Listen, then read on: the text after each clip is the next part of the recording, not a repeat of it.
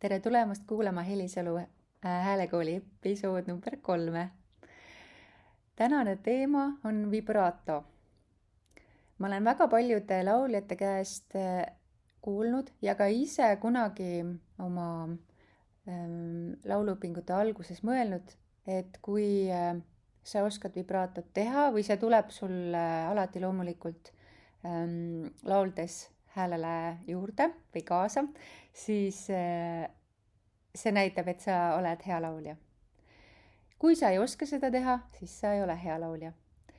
Aga tegelikult on niimoodi, et kui sa tahad vibraatot teha, siis sa saad seda õppida. Vibraato on hääle efekt.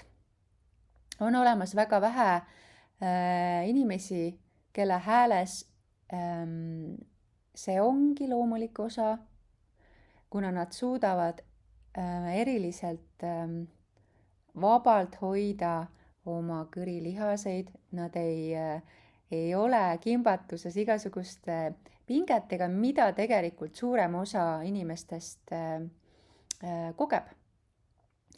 Aga kui sa tahad seda vibraatot oma häälesse lisada, siis sa võid teha erinevaid harjutusi ja üks nendest on selline, et sa lihtsalt liigutad oma häält 2 erineva kõrguse vahel.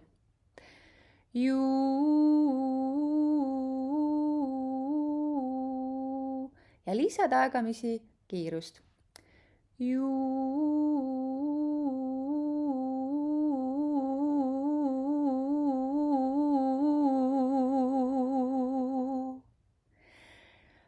Üks väike selline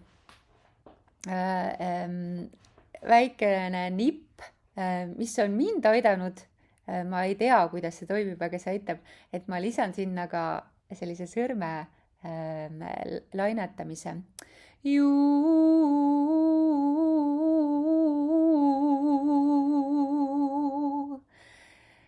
Sa võid ka järele proovida, kas sinule on see abiks või pigem ajab rohkem segadusse. Need, kes on kogu aeg vibraatot kasutanud ja tunnevad, et see on nende hääle loomulik osa ja nad võib-olla seda sirget tooni ei saagi hoida, siis ma soovitan harjutada seda sirge tooni hoidmist ka, sest et kui see vibraato on efekt ja sa ei oska seda kontrollida, võib-olla see on hoopis defekt, et sa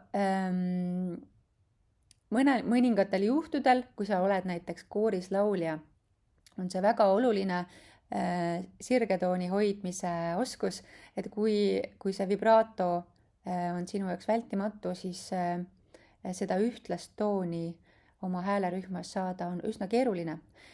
Et see võib olla selline mõttekoht, aga kindlasti see vibraato leidmine või vibraato kaotamine ei ole lihtne ülesanne, see võtab aega. Mõnel võtab see vähem aega, mõnel kauem. Aga ma julgustan sind proovima ja katsetama, mis sinu hääles siis toimuma hakkab. Ma soovin sulle head harjutamist ja sõbrustamist vibraatoga. Tšau!